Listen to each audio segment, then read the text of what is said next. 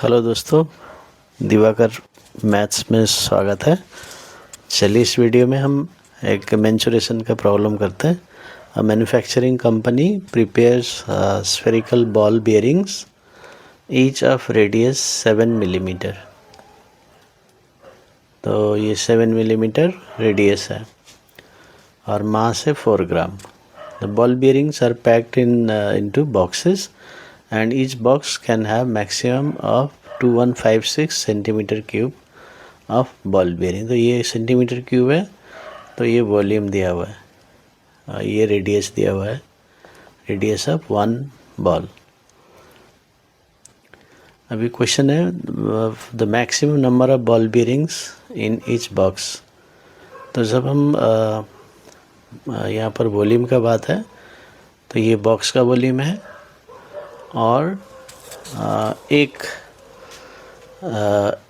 Ball का radius दिया हुआ है। ठीक है, तो कितना बॉल एक बॉक्स में डाल सकते हैं, तो ये क्वेश्चन है।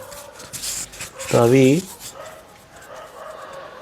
क्योंकि वॉल्यूम का कॉन्सेप्ट है और मान लीजिए ये छोटा सा बॉल बेयरिंग है और ये बॉक्स है ना, तो इसका एक का volume into number of balls is equal to इसका वॉल्यूम हो जाएगा, है ना। तो ये एक का वॉल्यूम और ये नंबर ऑफ बॉल्स टोटल मिला के यहाँ पर ऐसे रखा जाएगा और जो बाकी जो स्पेस है वो नेगलेक्ट कर देंगे जो यहाँ पर।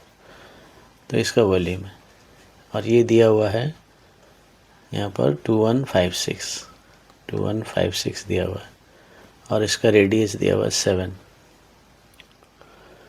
तो मास का यहाँ पर ज़रूरत नहीं पड़ेगा, मास का जो सेकंड क्वेश्चन में हम यूज़ करेंगे।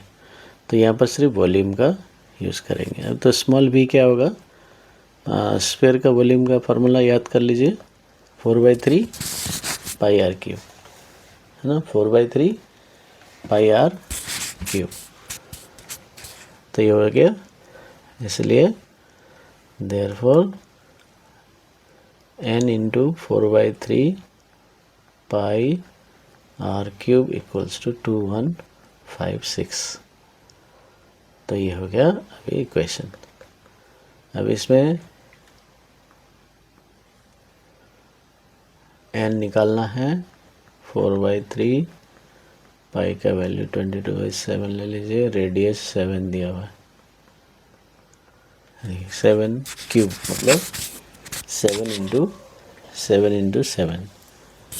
और यहाँ पर और एक चीज़ ध्यान देना है कि ये जो वैल्यू है ये सेंटीमीटर क्यूब में है और ये मिलीमीटर में, तो ये ध्यान देने का ज़रूरत है। यूनिट बहुत कैजुअली छोड़ देते हैं बच्चे, तो आपको नहीं छोड़ना है, ठीक है।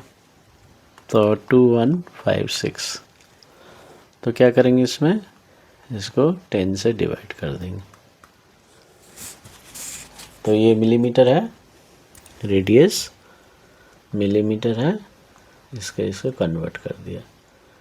क्यों? क्योंकि वॉल्यूम सेंटीमीटर में दिया हुआ है, तो इसलिए एक ही यूनिट में होना चाहिए, ध्यान दीजिए। तो ये सब छोटी छोटी चीज़ें आपको हेल्प करेंगे। अभी आपको क्या करना है, इसको सॉल्व करना है। तो एक साथ कट गया,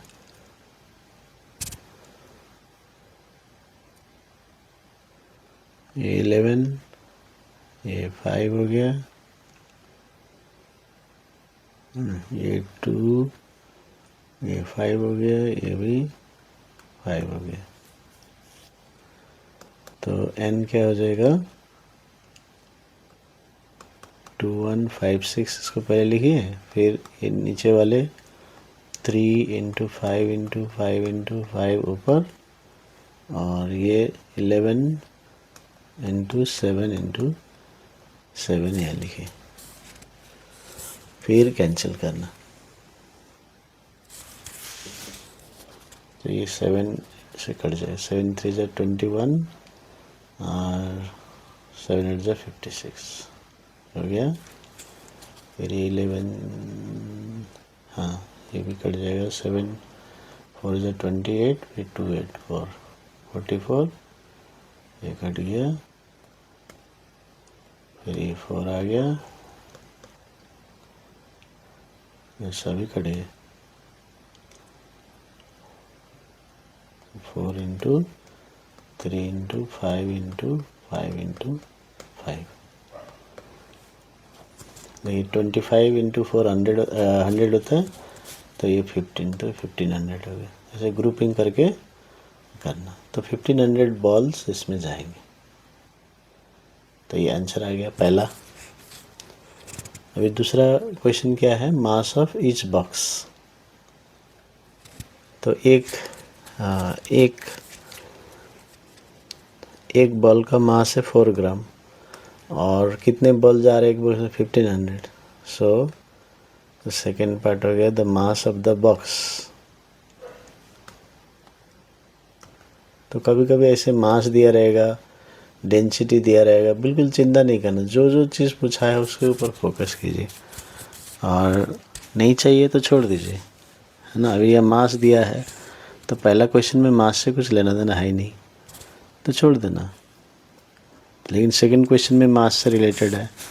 सो मास ऑफ द बॉक्स हो जाएगा 1500 इंटू 4 ग्राम,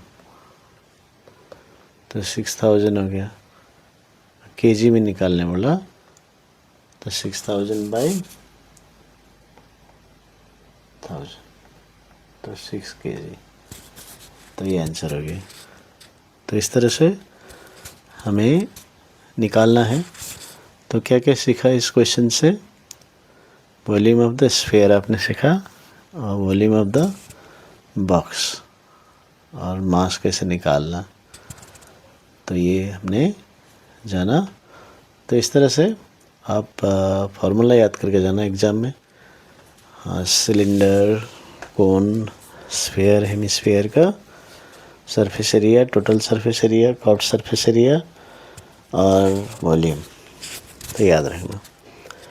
और जब भी वॉल्यूम का बात आता है या अंदर बॉक्स के अंदर का स्पेस का बात आता है, तो वॉल्यूम होगा वॉल, जैसे कितना कार्डबोर्ड लगेगा, कितना कपड़ा लगेगा, तो उसमें सरफेस एरिया का बात आता है।